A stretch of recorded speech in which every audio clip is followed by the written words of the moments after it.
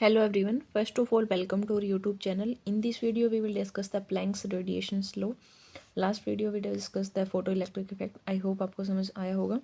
ठीक है, अब स्टार्ट करते हैं हम प्लैंक रेडिएशंस लो. काफ़ी इंपॉर्टेंट है, सिंपल है.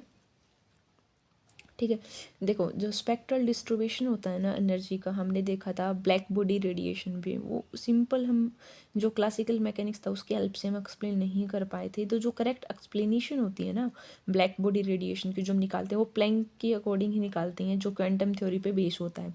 तो उस थ्योरी के अकॉर्डिंग हमने देखा था कि जो आपके ऑसिलेट थे वो लूज़ कर सकते हैं, एनर्जी को जो गेन करते हैं ना वो डिसकंटिन्यूसली करते हैं, और वो जो पैकेट ऑफ एनर्जी के फॉर्म में करते हैं उसको हम क्या बोलते हैं, क्वांटा बोलते हैं. ठीक है, तो फर्स्ट पॉइंट तो ये वाला था.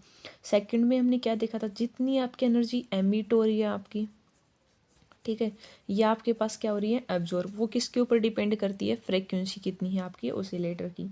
ठीक है, हमने देखा था एनर्जी किसकी इक्वल होती है, एच म्यू की. एच आपका Planck constant, mu is the frequency of oscillator. ठीक है, अब जो थर्ड पॉइंट है उसमें क्या होता है कि जो टोटल एनर्जी आपकी एमिट हो रही है या अब्जॉर्ब हो रही है वो वोल नंबर इंटीग्रल होती है क्वांटम की, कि E is equal to N h mu होता है. एन आपका वोल इंटीग्रल, एन की वैल्यू आपका 0 1 2 सोन ऐसे होती है. तो प्लैंक ने एक्सपेरिमेंटली ये एक एक्सप्रेशन ड्राइव किया था ई लैम्डा. ये हमने देखा था आपके पास 8πhc. लैम्डा की फिफ्थ पावर होता है बाई एनर्जी. एच म्यू भी लिख सकते हो, म्यू लिखोगे तो सी बाई वो करना पड़ेगा आपको, या आप लिख सकते हो इसकी टर्म में लिखो तो सी बाई लैम्डा के टी. ये एक्सप्रेशन होता है -1. ठीक है, एच म्यू करोगे तो म्यू में सी बाई लैम्डा आ जाता है, और के टी से हम डिवाइड करते हैं. तो ये सिंपल इस जो लो है इसको हम ड्राइव करेंगे, इसको हम बोलते हैं प्लैंक रेडिएशन लो. ठीक है, काफ़ी इंपॉर्टेंट है. वैसे भी आपको एक्सप्रेशन पता याद रहना चाहिए आपको.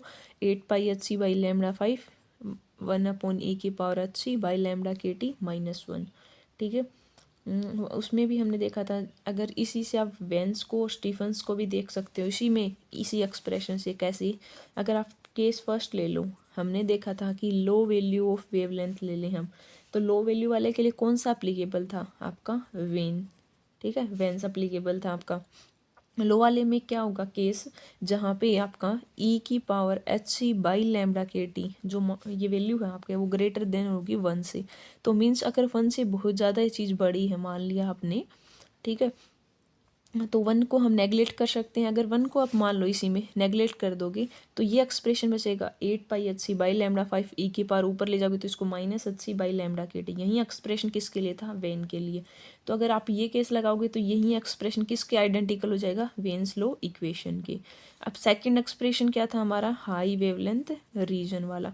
हाई वेवलेंथ के लिए कौन सा होता है आपका, रेलिंग जीन्स क्राइड कॉन्ट्र हमने देखा था. उसमें अपोजिट हो जाएगा, जो e⁻h बाई लैम्डा की टी -1 है ना, ये लेस देन हो जाएगा आपका 1 से. अगर ये लेस देन हो जाएगा तो इसको नेगलेक्ट, तो आपका क्या हो जाएगा 8πhc लैम्डा 5. ठीक है, ठीक है, तो उस एक्सप्रेशन में क्या करेंगे, पहले हम इसको खोलेंगे क्योंकि 1 को तो आपने अगले, तो क्या हो जाएगा ई के, ये आपको पता है कि ई की पावर एक्स होता है तो उसको हम क्या खोलते हैं 1 + x+x² ऐसे होता है. तो इसको खोलेंगे तो क्या हो जाएगा 1 प्लस में x के है आपका hc by lambda k T. Next आपका स्क्वेयर थर्ड वन ही आएगा. ये वैल्यू आप इसी एक्सप्रेशन को खोल के आप पुट करोगे तो क्या आ जाएगा आपका, ये तो था ही 8πhc बाई लैम्डा 5.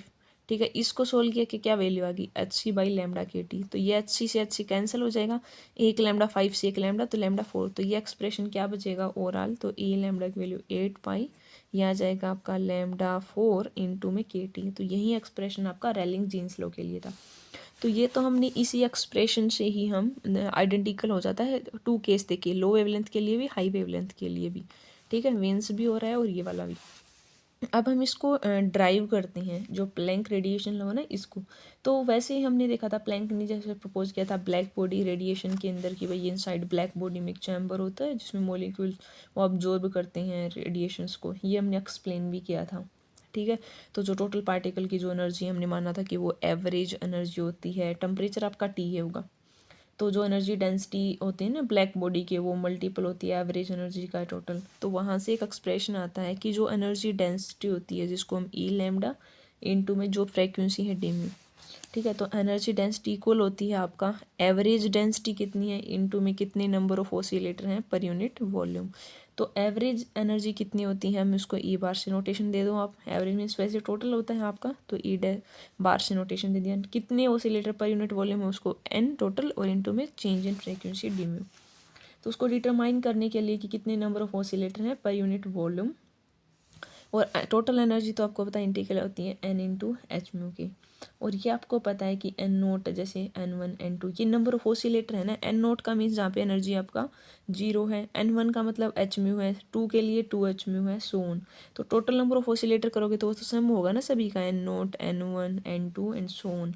और ये आपको पता है टोटल एनर्जी किसकी इक्वल आ गई, E minus h mu by k T होती है। तो वैसे ही आप अगर मैक्सवेल बोल्ट्जमैन के अकॉर्डिंग देखते हो, नंबर ऑफ ऑसिलेटर मान लिया हमने एन है, तो उसके लिए क्या एक्सप्रेशन आता है, एन नोट इंटू ई की पावर जो एनर्जी है टोटल बाई के टी। ये तो हम देखते आए हैं मैक्सवेल बोल्ट्जमैन के अकॉर्डिंग ये होता है। तो अब आप क्या करोगे, simple N is equal to क्या होता है एन नोट, ठीक है, एन नोट कर लिया हमने, और प्लस एन वन। तो एन की वैल्यू यहाँ 1 पुट करोगे तो क्या एक्सप्रेशन आ जाएगा, एन नोट ई की power minus E by k T. N की जगह 2 पुट करोगे यहाँ पे तो क्या आ जाएगा, ई टू बाई के टी। तो ये सारी इक्वेशन हम इसमें पुट करेंगे तो क्या हो जाएगा, एन इज इक्वल टू आपका एन नोट। अब यहाँ पे कॉमन आ जाएगा तो क्या आ जाएगा, 1 प्लस ई की पावर, ई की हम एच म्यू लिख सकते हैं बाई के टी, सेकेंड वाले में एन की वैल्यू 2 के टी, एंड आगे थर्ड सोन ऐसे आ जाएगा। और ये आपको पता है जब इसी एक्सप्रेशन को आप जब खोलते हो ना, एक्सप्रेशन होता है 1 माइनस ई की पावर माइनस एक्स को, तो कैसे खोलेंगे, 1 प्लस जो भी नीचे वाले टर्म है वहीं इंटू ई की पावर माइनस 2x ऐसे सोन। तब इसको खोलते हैं तो क्या आ जाएगा, एन नोट, नीचे लिखेंगे तो इसको क्या आ जाएगा, 1 माइनस ई की power minus h mu by k T है। और अगर टोटल नंबर ऑफ ऑसिलेटर हमने मान लिया कि n है, तो n किसके इक्वल होता है, n नोट की, ये वाली टर्म आ गया आपके पास। अब टोटल एनर्जी करोगे ऑसिलेटर के लिए तो वो भी ऐसे हो जाएगी, total energy E first particle के लिए, सेकंड पार्टिकल के लिए, थर्ड पार्टिकल के लिए एंड सो ऑन। और आप एनर्जी की जगह क्या वैल्यू पुट कर सकते हो, एच म्यू भी पुट कर सकते हो, यहाँ पे एच म्यू कर सकते हो। अब n1 की वैल्यू हमारे पास आ गई, n2 की वैल्यू आ गई, n3। ये जो वैल्यू हमने यहाँ से निकाली है ना वो सिंपल आप पुट कर दोगे, फिर आप एक्सप्रेशन को सोल्व करोगे, ठीक है। तो जब हम इस सारे एक्सप्रेशन को आप सोल्व करोगे ना एक बार, तो वो आता है आपका एच म्यू ई की power H mu by k T minus में 1। ये टोटल एक्सप्रेशन आपका निकल के आता है। हमें क्या प्रूव करना था, आपका टोटल ये है आपका 1 अपॉन ई की power H mu by lambda k T minus 1 8 pi h सी। अब ये भी हम आगे इसको सोल्व, ठीक है। इसको आप समझ देख लेना ट्राई करके, बिल्कुल इजी है यहाँ तक। तो ये बार की वैल्यू निकालती, बाद में क्या होता है कि जो प्लैंक ने ना कैलकुलेट किया था कि कितने नंबर ऑफ ऑसिलेटर है ना पर यूनिट वॉल्यूम के अकॉर्डिंग, तो उसकी वैल्यू आती है आपके पास 8 पाई न्यूज़ के d mu by C cube. इसकी फ्रिक्वेंसी रेंज का मतलब है आपका वी से चेंज हो रहा है आपका वी प्लस डी म्यू में, ये आपका एक्स्ट्रा होगा ना, ठीक है। तो जब आप इसकी वैल्यू को पुट करोगे तब आपका क्या हो जाएगा, इससे मल्टीप्लाई, तो यहाँ पे क्या आ जाएगा, A bar is equal to 8 pi mu square by C cube into में डी म्यू वाला ये वाली टर्म है, ऐसे एच टीज पुट कर देंगे।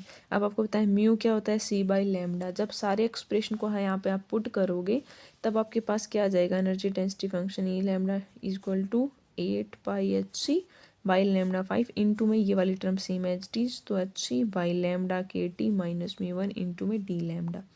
जब इक्वेशन 5 उससे कर देखोगे तो क्या एक्सप्रेशन आ गई, यही हमने प्रूफ करना था, 8 pi h c by lambda ए की power C by lambda k T minus 1। ये क्या होती है, प्लैंक रेडिएशन लो। सिग्निफिकेंस क्या होती है इसमें, डिसकंटिन्यूस एमिशन होता है रेडिएशन का। बट क्लासिकल में तो यही बोलते हैं ना, कोई भी सिस्टम आपका भाई एमिट कर रहा हो चाहे वो ऑब्जॉर्ब कर रहा हो, उसमें कंटिन्यूसली नहीं होता, मतलब कंटिन्यूसली होता है, बट एक्चुअलिटी में ऐसा नहीं होता, वो डिसकंटिन्यूसली होते हैं एमिट ऑफ रेडिएशन। और वो स्मॉल पैकेट ऑफ एनर्जी को हम क्वांटा बोलते हैं, आप फोटोन भी बोल सकते हो। प्लैंक ने इसका नाम क्वांटा भी दे दिया था कि भाई डेफिनेट कितनी अमाउंट ऑफ एनर्जी है फाइनली, या आप इसको क्वांटाइजेशन भी बोल सकते हो। बाद में हम इसको एक्सप्लेन करते हैं ब्लैक बॉडी वाले के लिए भी। तो ये एक्सप्रेशन काफ़ी इंपॉर्टेंट है, आपके 5 मार्क्स में पूछ लेते हैं कई बार प्लैंक रेडिएशन वाला। तो उसके आप पॉइंट्स बताओगे है क्या, फिर उसका डेरिवेशन करोगे। तो आई होप आपको समझ आया होगा। Thanks for watching my channel.